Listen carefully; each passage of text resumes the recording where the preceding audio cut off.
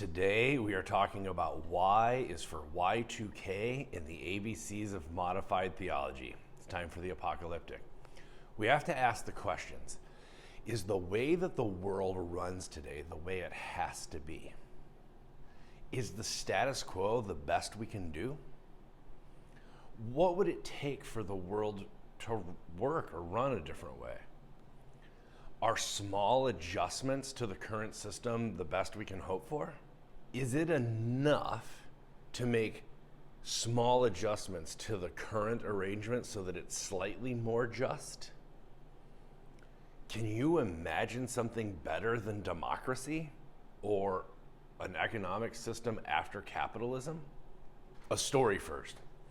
In 1999, December, ahead of the Y2K crisis, I got a call from a newspaper reporter in my town that was asking religious leaders what they were telling their congregations or their communities about the upcoming crisis looming. When the article came out, it turned out that I was the only pastor or religious leader who was telling people that they had nothing to worry about except other people freaking out.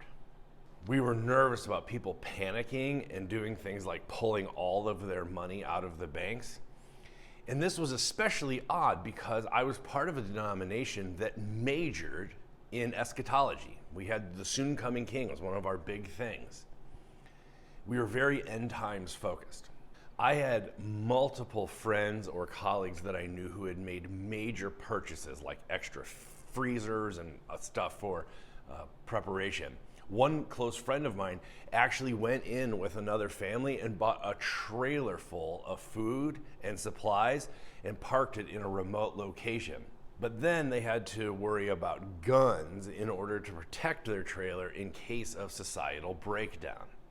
The alarm and the drastic measures are telling because there's something about the way we've been taught to read the Bible that makes us especially susceptible to panic.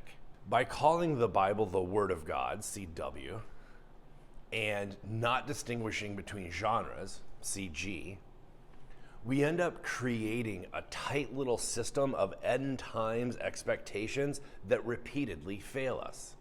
I became a Bible-believing Christian during the Cold War era. Communist Russia was our biggest threat, and Christian bookstores and TV shows were filled with very specific projections about how our current events lined up with biblical prophecy. I had actually been taught to read the Bible in one hand and the newspaper in the other because they lined up. By not understanding that the apocalyptic literature in our Bible is a critique of their time and their contemporary present order and a hope for a future deliverance, it makes us vulnerable to this panic. We are taught that the apocalyptic elements in our Bible are predictive instead of a prophetic critique, and this creates the problem that leaves us so susceptible. In my short lifetime, I have seen so many predictions come and go. I've seen layers and layers of moving on to the next thing of a passage without even acknowledging that 6 months ago we were told it was something different. There is a kind of amnesia required to stick with this kind of reading of the Bible for more than a couple years. I've seen more than 40 antichrists come and go. Everyone from foreign leaders to popes to presidents have said to be the Antichrist. And this exposes a second problem with eschatological expectation. Every time I hear the Antichrist, I know I'm in trouble. The person has not done a close reading of the Bible. If you actually take the time to read the 4 passages in the New Testament which use the phrase Antichrist, you'll be left asking why we think that a world leader is that character. The answer is that in eschatological reading, there is a great deal of amalgamation. Amalgamation happens when you take a character like the Antichrist and you blend it with Old Testament characters like the Prince from Daniel 9 or the bad guy from Revelation 13, the Mahdi. You take all of the villains in all of the apocalyptic literature and you melt them down and meld them into one super baddie. I just had a talk recently with a denominational leader about how end times expectations have changed in their lifetime.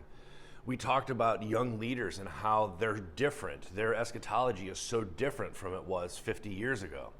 And my hope is that in the next 3 decades, that sincere people of faith get fatigued in this unfulfilling way to read the Bible, and that this next generation is released and empowered with an understanding of genre that doesn't leave them susceptible and vulnerable to panic over and over again to sensations like Y2K and franchises like the Left Behind series.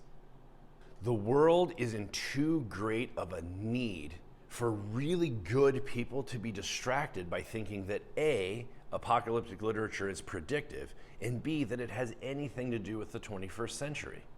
And here we have 2 really crippling problems to confront.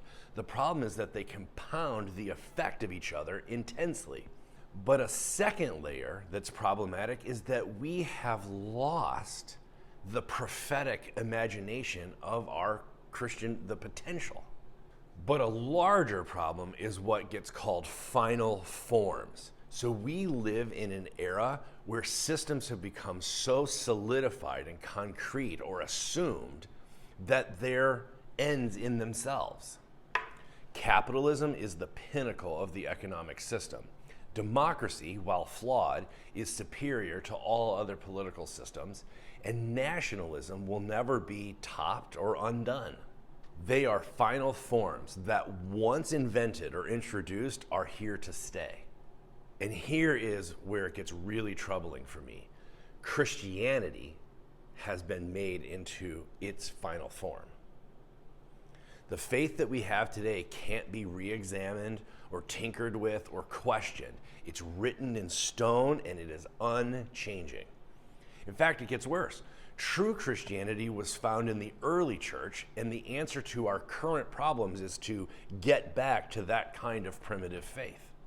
So we live in this odd hybrid space where we live in the end, the world in its final form, imagined to be the pinnacle of history, and we sort of long for a primitivism or an originalism that looks to the early churches, if there was only one, the founding fathers for our nation, pure democracy, and raw capitalism. So the danger is twofold. Those 4 forms are elaborate imaginaries that are detached from, or maybe devoid of, their actual histories. And those 4 imaginaries neglect to account for the complexity of their current manifestation. There is nothing simple in the 21st century. The church, the law, the nation, the economy, and so many other categories of life are severely complicated evolutionary adaptations in their current configuration. So I want to end with the questions that we began with.